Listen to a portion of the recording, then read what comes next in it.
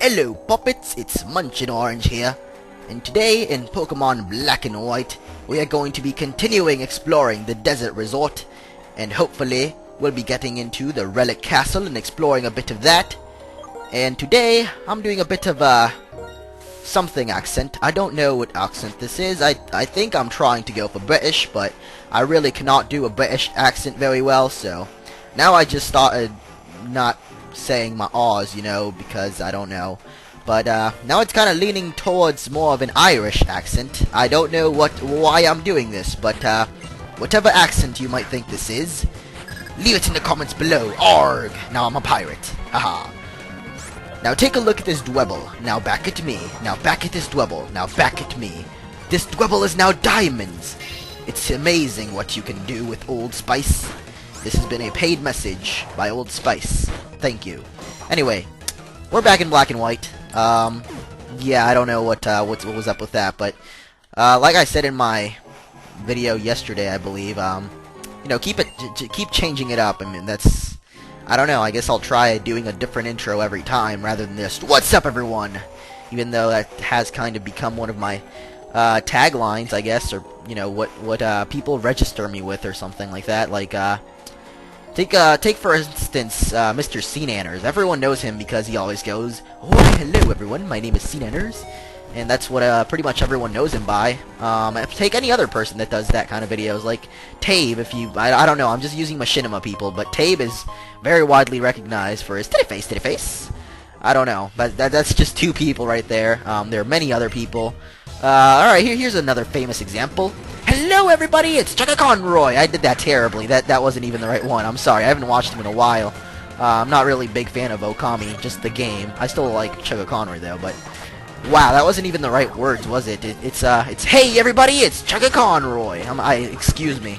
Now every Chugga Conroy fan out there is gonna stab me, so I apologize for that. But that's another one that's very famous, and apparently I forgot because it's not famous, it's famous, and I just said famous. But here's a nice Firestone, and I believe we're almost done with all the trainers here in the desert resort, so once we're done with literally all of them, we'll be heading off to the Relic Castle, exploring a bit of that, and then heading off to Nimbasa City, which is, every time I say Nimbasa, I'm just reminded of the Lion King for some reason. It might be like, what was the Lion King's main character? Was it Simba? I think, something like that. So it just reminds me of Nimbasa, reminds me of Simba. I think that was it. I don't remember. Lion King is a great movie, though. I loved it as a kid. I haven't watched it in a very long time. I probably should get around to watching it again, considering in the past month I've just been watching a bunch of old cartoon movies and other assorted movies, just cartoons and horror movies and a bunch of comedy movies as well. I've just been watching a lot of them. I finally got around to finishing watching The Office as well, so actually I'm on season 7, which is the current one on TV, so I am basically done watching The Office, and I don't know if we've actually fought the Sigalith yet, so I think I may have missed a trainer here or there in the desert resort. But I'm going to be heading into the Relic Castle now because I think it's been enough exploring of the desert resort. So let's head in here, and in here you can actually find your mask, which I believe we found on last episode. It's the ghost type mummy kind of thing. It evolves into a sarcophagus, but oh, here's the Sigalith, of course. Right when I say we are not running into it, here it is. This thing you can actually find in the desert. There's a very low chance, I think there's a 10% chance that you'll find it, but it can definitely be found, and I mean, it's a good flying type, I would say. I'm not sure if it can learn fly, but you know, if you want to use it on your team, it's not bad to use. I'm probably gonna die, of course. Let's go for Mrs. Spankwire and take this thing out. And regarding the name Spankwire, alright, I'm just gonna come clean here. Oh my gosh, of course, I hate Sigalith. Sigalith is so annoying, and it's probably gonna kill me now. So, hopefully, I'll be able to take it out with a feint attack before it hits me with Air Cutter. Oh man, I survived. Awesome. Okay, thank you, Vinny, you are amazing. You are the only one that survived. But, Sigalith, it's pretty tough, man. As you can see there, it almost killed me. But, did not actually kill me. I survived, barely. So let's go back to the doctor that's over here at the entrance. And Repel wears off, but that's okay. Make my Pokemon healthy, Mr. House. Or Dr. House, or whatever. Doctor Who, Mr. House, I don't know. Let's just mix everything up today. Today is like a mix things up day. So instead of going to Relic Castle, we're going into the ancient ruins, which is from Hoenn region. And my microphone, I hope, did not just break. No.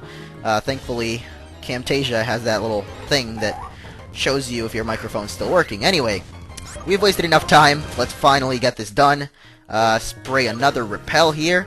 And I completely lost my trail of thought, but apparently I just sprayed 2 repels. Anyway, here in the Relic Castle, there are these little whirlpools of sand. I don't know, sand whirlpools, let's just call them that.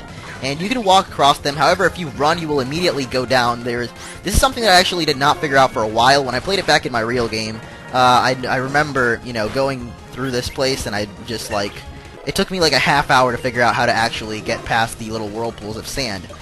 So here's Charlie learning Revenge. I'll get rid of Water Pulse because it is a special water move. Really not a big fan.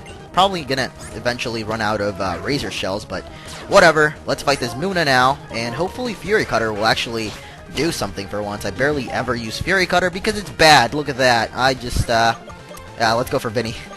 Vinny, you are amazing. You're already level 28. I should probably take that experience share off now, but I probably will not because I want to keep it on you. Anyway, let's go for a feint attack and take out that Muna.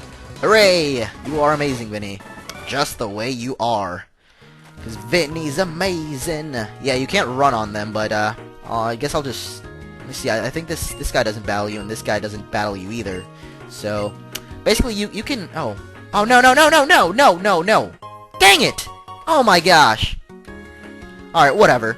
That guy there gives you a choice of a fossil. You can either pick the cover fossil or the other fossil. I don't know what the other one was because I read the title too fast, or the dialogue.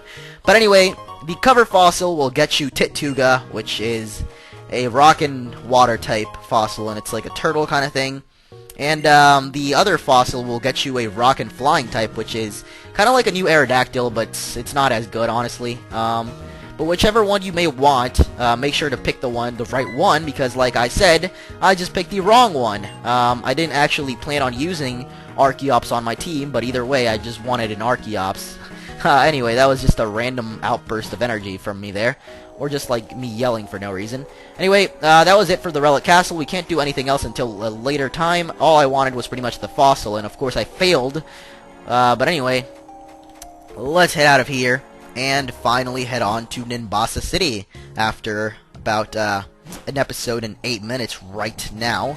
But of course I have to spray another repel, and I do not want to use the black glasses. I actually would like to spray a repel. Thank you, Pokemon game.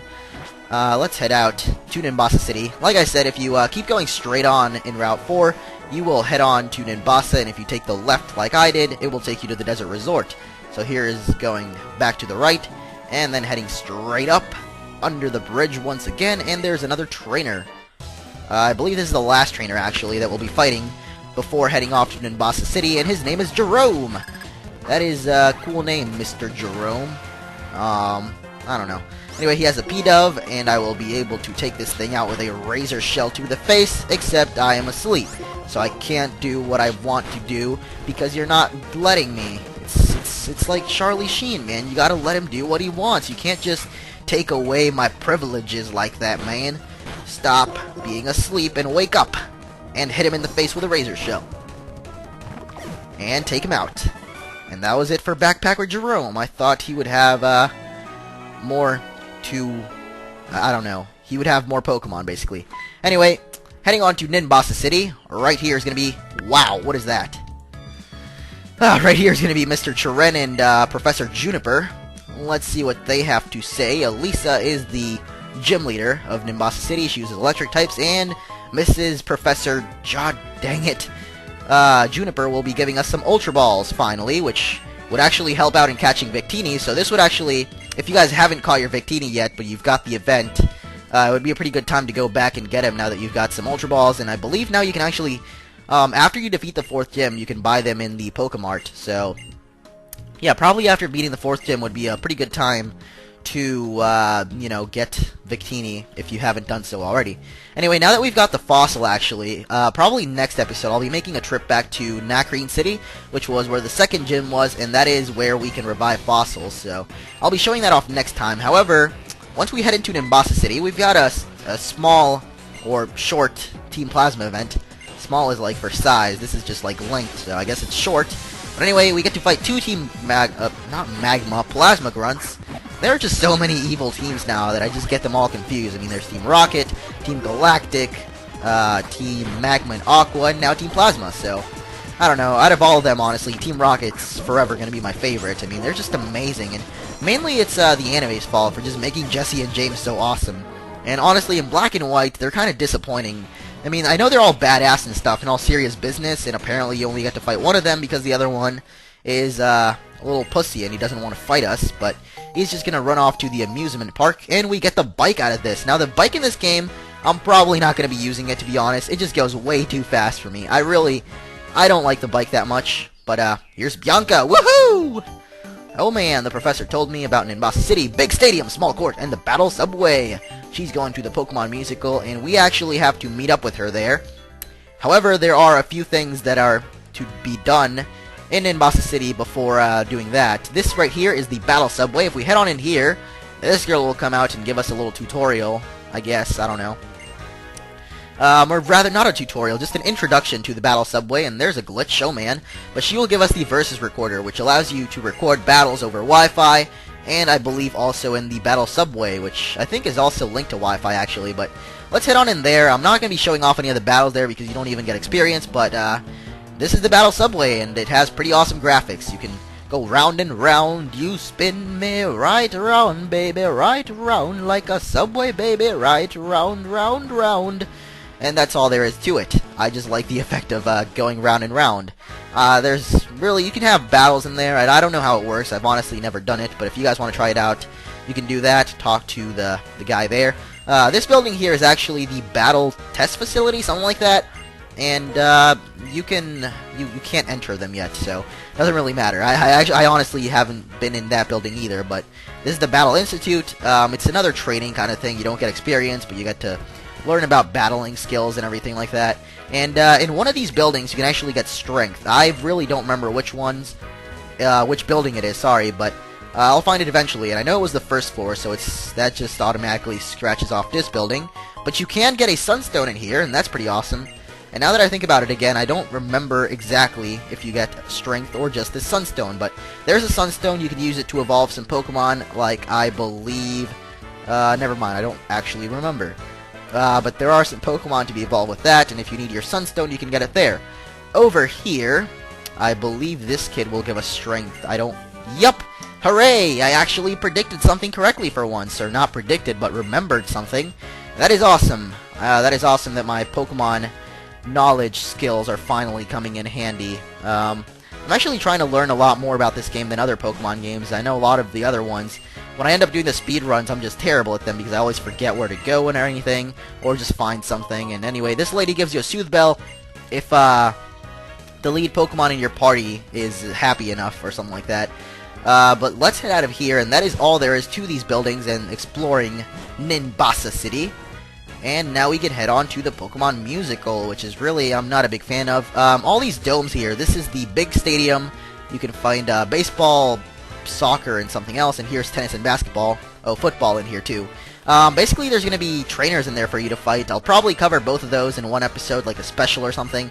Actually, I'm not going to show them off, but basically you go into the stadiums, you'll find people playing sports, but they're also trainers, and each time you go, each day you go, there will be more trainers for you to fight. So basically, it's just free training each day. And in the post-game, it actually helps out greatly for preparing for the Elite Four. So I'd really recommend, if you guys are in the Elite Four, training for round 2 or something like that, definitely go into those stadiums. There are like level 60s there every day for you to fight, and if you just like reset your DS, change the date and everything, oh, we get to dress up a Pokemon. That's awesome. Let's humiliate Mr. Vinny, why don't we? Oh man. Hooray, Vinny, you look all handsome and dandy and stuff, and all we have to do is dress him up. We don't actually have to do the stupid musical thing, so thank God for that. And that is all that there is to this event. So we talked to Bianca a little bit more, but you don't actually have to dress him up or anything, so I'm glad about that. Anyway, that is it for today, guys. Next episode, we'll be heading off to the amusement park and checking out what's going on there, and then after that, the gym. I think we'll have enough for both, or enough time for both, so we'll do that next time, right after Bianca decides to stop fighting with her daddy or something. And here's actually the gym leader, Elisa. She is an electric type, which I've probably mentioned like a million times already. And she actually looks very skinny. I don't know why. She looks very skinny if you're not noticing yet. And her overworld sprite is just, I don't know, it looks kind of weird to me. It's always looked kind of weird. But let's finish off this dialogue here. Gosh, just so much useless talking. But basically, Bianca's dad just doesn't want her. She basically thinks he's her little girl, daddy's little girl, doesn't want her to go on a Pokemon journey or anything, but yeah. I really don't have any problem with that. Bianca can do whatever she wants. I, on the other hand, will be kicking some Team Plasma ass next time. See you guys later.